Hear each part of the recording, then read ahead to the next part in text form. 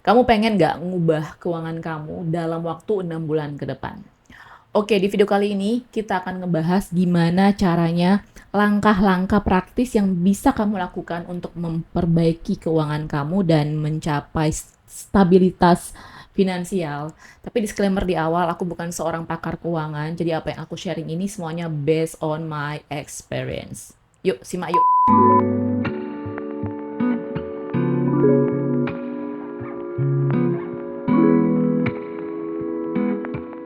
Nanti coba kamu searching yang disebut dengan ostrich effect, yaitu suatu bias di mana seseorang menghindari informasi yang berpotensi membuat mereka merasa nggak nyaman, merasa cemas gitu ya. Contoh nih kayak menghindari ngelihat saldo rekening saat keuangannya misalnya lagi nggak sehat ya, lagi buruk.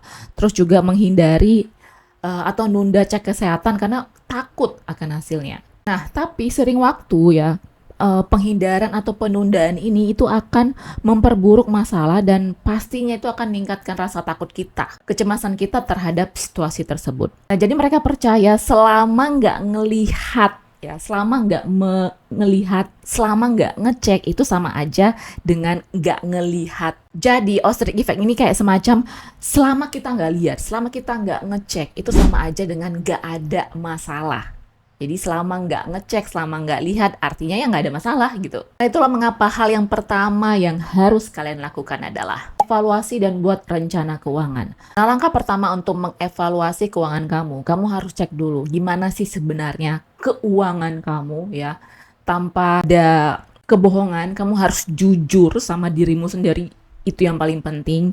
Jadi kamu harus catat yang namanya pemasukan, pengeluaran, kalau kamu ada utang, kalau kamu ada cicilan, kalau kamu ada kartu kredit, utang kartu kredit yang menumpuk. Nah, kamu cek semuanya, kamu catat semuanya.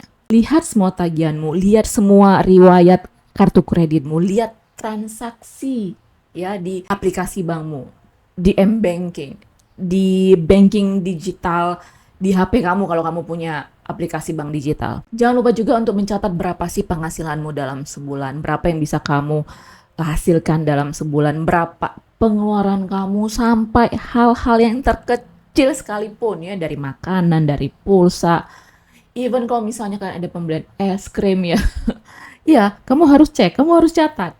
Pokoknya apa yang kamu keluarin tiap hari, tiap bulan, day to day living. Udah gitu juga kamu harus tahu nih berapa yang kamu habiskan untuk contohnya untuk hal-hal yang berbau hiburan. Untuk misalnya kamu nonton berapa, kamu kalau misalnya beli baju nongki sama teman-teman berapa. Nah, setelah kamu udah tahu itu semua, mungkin kalian bakalan terkejut nih. Berapa sih sebenarnya uang yang kalian habiskan untuk beli kopi di luar, untuk potong rambut di luar, untuk pedi mani di luar ya? Mungkin kalian bakalan terkejut. Ternyata pengeluaran aku nih ya, yang seharusnya nggak termasuk di dalam kebutuhan itu ya segini gitu. Jadi intinya, yang ku sebutin tadi itu adalah pondasi awalnya dulu. Kalian harus tahu semuanya, harus ngecek semuanya, harus catat semuanya. Dan yang paling penting sih sebenarnya ketika kalian mengecek dan mengevaluasi semuanya itu ya. Jadi kalian harus tracking ya, harus tracking berapa sih sebenarnya pengeluaran kamu. Maka ya muncul kayak ya itu evaluasi, semacam evaluasi buat kamu. Namun hal yang paling penting itu adalah kamu harus jujur sama dirimu sendiri, nggak ada yang disembunyiin ya, nggak ada yang dimanipulasi. Intinya ini adalah mengevaluasi keuangan kamu sendiri. Nah yang kedua, buat anggaran. Dari anggaran itu kamu bisa tahu nih, hal-hal yang mana aja yang bisa kamu kurangin. Yang pastinya kalau kalian udah tahu ya, ternyata ya, sebulan kalian tuh beli snack itu segini.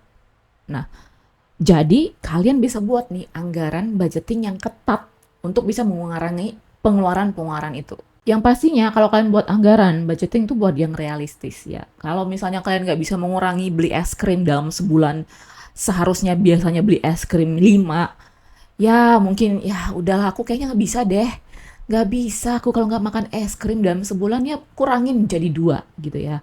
Jadi buat anggaran budgeting yang realistis, yang bisa dan yang mampu kamu lakukan sesuai dengan komitmen. Karena sebenarnya hal-hal yang biasanya yang banyak pengeluaran itu adalah pengeluaran-pengeluaran yang nggak kalian sangka-sangka. yaitu pengeluaran-pengeluaran yang ini, yang kecil gitu, yang remeh-temeh, yang receh. Tapi sebenarnya pengeluaran-pengeluaran yang kecil ini nih, yang sering mengambil bagian yang banyak dalam anggaran kita tiap bulan. Mungkin kalian gak nyangka kalau selama ini ya, aku sih nggak habis pikir ya kalau misalnya ada orang tuh yang punya langganan streaming itu sampai 2 apa 3 gitu ya.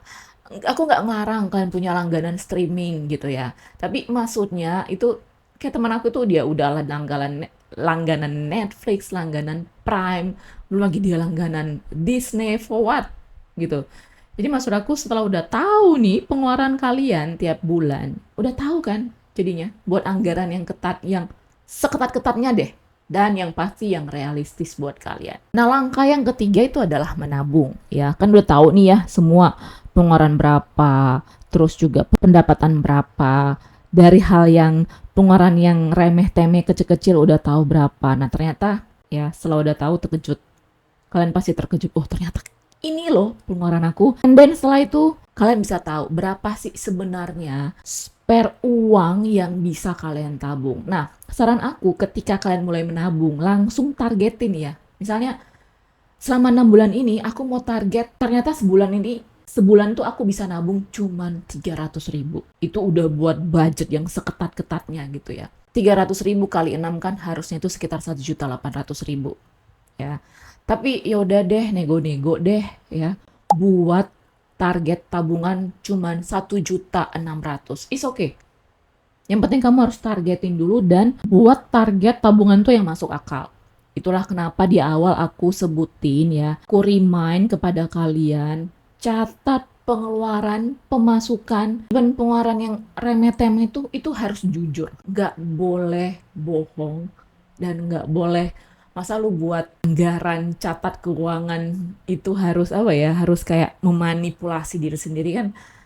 Ya nggak masuk akal sih sebenarnya ya, karena kan ini memang untuk dirimu sendiri. Jadi intinya kalau mau nabung, set targetnya yang masuk akal dan jujur sama diri kamu sendiri. Langkah yang keempat itu adalah lunasi semua utang, lunasi semua cicilan. Setelah itu kamu bisa buat dana darurat. Langkah yang keempat itu adalah lunasi cicilan, lunasi semua utang. While kamu building dana darurat. Kita semua tahu yang namanya utang itu bisa jadi penghambat finansial kita. Untuk melunasi utang-utang, untuk melunasi cicilan, buat lunasi utang itu dengan metode snowball ya. Nah, kalian boleh cek ya, cek di video aku untuk cara ngelunasi utang dengan metode snowball ini. Kalian boleh cek, aku lupa video di mana, tapi kalau misalnya aku ingat aku nanti akan buat di sini atau di sini, nanti coba dicek. Intinya kalau misalnya kalian pengen lunasi utang itu lunasi dengan bunga yang paling tinggi dulu. Kenapa? Kalau misalnya kalian ngelunasi utang dengan utang yang bunganya yang paling tinggi itu akan ngebantu, betul-betul ngebantu kalian untuk bisa mengatur keuangan lebih baik. Lunasi utang dengan bunga yang tertinggi, dengan durasi yang tercepat ya. Kalau misalnya kalian punya 3 cicilan, pastikan kamu harus bayar dulu cicilan atau utang dengan bunga yang tertinggi hingga akhirnya satu demi satu utang akan lunas. Setelah itu, nah lambat laun kalian bisa spare ya buat untuk membangun dana darurat. Kalau dana darurat aku nggak usah sebutin lah ya. Kalau misalnya untuk single berapa, kalau misalnya untuk yang berkeluarga itu juga berapa. Kalian yang sudah nonton video aku pasti sudah tahu ya gimana skema untuk buat dana darurat. Tapi ingat, kalau untuk buat dana darurat itu pastikan di tempat yang mudah diakses ya. Tapi yang mudah diakses, tapi nggak mudah-mudah amat gitu ya. Ini maksudnya kalau misalnya kalian mau ambil dana darurat, ya pastinya kan karena kalian suatu saat butuh dana itu untuk kebutuhan yang mendadak. Pastinya simpan di tempat yang kalian mudah ambil. Ya, kalau saran aku kalau misalnya untuk dana darurat, simpan di tempat yang memberikan bunga tinggi kepada kamu. Kalau kamu lagi nyimpan dana darurat itu, saran aku sih simpannya di bank digital. Dan langkah yang kelima, udah mulai nih, kamu harus pikirkan investasi. Di bulan kelima kalian harus pikirkan gimana caranya untuk mulai investasi. Investasi itu bukan soal besar atau kecilnya. Sama dengan nabung, itu bukan soal besar atau kecilnya, tapi komitmen dan konsistensinya. Karena kalau ngomongin keuangan yang sehat ya, Itu bukannya soal kamu menghemat aja, tapi kamu juga harus mikir cara menginvestasikan uangnya kamu. Tapi gimana Kak mau investasi? Udah nggak ada uang lebih lagi. Nah itulah kenapa. Mulai pikirkan juga nih cara untuk bisa nambah, untuk ningkatin penghasilan kamu. Jangan hanya tergantung pada satu sumber penghasilan aja. Kemarin aku ada live ya, itu mengenai side hustle, kalian boleh cek videonya. Jadi kalau kalian belum punya gambaran nih ya untuk buat side hustle, untuk nambah penghasilan, ya mulai sekarang harus belajar skillnya dulu. Hingga nanti kalau misalnya mungkin beberapa bulan ke depannya, kalian udah bisa nih monetize skill yang udah kalian pelajari sebelumnya. Dan satu lagi, kalau misalnya investasi pada satu tempat, ya satu investasi yang udah kalian pahami, udah kalian pelajari, udah kalian mengerti. Dan pastinya mulailah investasi dengan risiko yang terkecil. Nah, kalian pasti tahu lah ya, kalau aku tuh mulai investasi itu dimulai dari emas ya, and then aku ke SBN RPDU, and then yang lain, hingga terakhir aku tuh investasi di saham sekarang. Nah, bulan yang ke-6, ya, di bulan yang terakhir, kalian tadi kan sudah evaluasi nih, berapa pengeluaran, pemasukan, berapa yang bisa kalian tabung, berapa yang bisa kalian investasikan, dana darurat. Nah, bulan ke-6 juga evaluasi kembali. Artinya, kalian tuh harus evaluasi mulai start kalian mulai bangun keuangan kalian 6 bulan yang lalu. Lihat progresnya gimana. Dari itu kalian bisa belajar apa sih yang harus diperbaiki.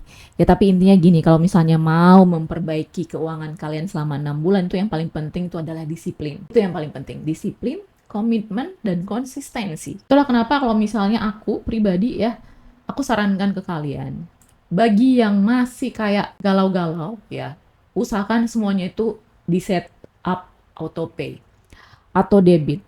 Pokoknya otomatis semuanya. Dan satu hal lagi ya, ketika kalian mulai investasi, kalau bisa buat tabungan yang berbeda-beda ya, di mana tabungan dana darurat, tabungan untuk, satu hal lagi nih untuk investasi, buat rekening yang berbeda. Rekening untuk pengeluaran kamu selama sebulan ya, yang bisa untuk bayar-bayar, transaksi tiap bulan. Rekening untuk tabungan kamu berbeda, rekening untuk investasi kamu juga berbeda. Karena kalau udah berbeda itu akan lebih memudahkan kamu, dan kamu nanti bisa tracking ya. Bisa tracking itu lebih mudah. Intinya kalau untuk membangun sesuatu itu, ya itu tadi pondasinya dulu kamu harus tahu, dan pondasinya itu harus kuat. Artinya ketika kamu harus mencatat semuanya, ngecek semuanya itu ya, kamu harus jujur sama dirimu sendiri. Nggak boleh dimanipulasi. Dan satu lagi ya, kalau misalnya nih kamu pengen ngebangun finansial kamu, 3 hal. Kunci yang paling utama apa tadi? Disiplin, komitmen, dan juga konsistensi ya. Dan aku berharap dengan kamu melakukan hal-hal yang aku udah sebutin tadi selama 6 bulan, aku percaya kalaupun nggak lebih baik, minimal kan banyak belajar dari sana. Nah, tapi kalau misalnya kalian punya tips lain, ya silakan komentar di bawah, aku tunggu komennya. Dan pastikan juga kamu subscribe, like, komen. Yang paling penting itu adalah share video ini ke teman-teman kalian. Kalau ada grup keluarga, share video ini ke grup keluarga kalian. Karena aku ngeliat benefit banyak banget ya ketika aku juga share video-video ini ke grup keluarga aku. Banyak dari mereka yang udah lebih aware akan keuangan. Kalau misalnya udah aware akan keuangan, ya pastinya hidup secara ekonomi lebih baik. Dan ya kalau udah ekonomi lebih baik, pasti kualitas hidup juga lebih baik. Sampai jumpa di video berikutnya ya. Bye-bye.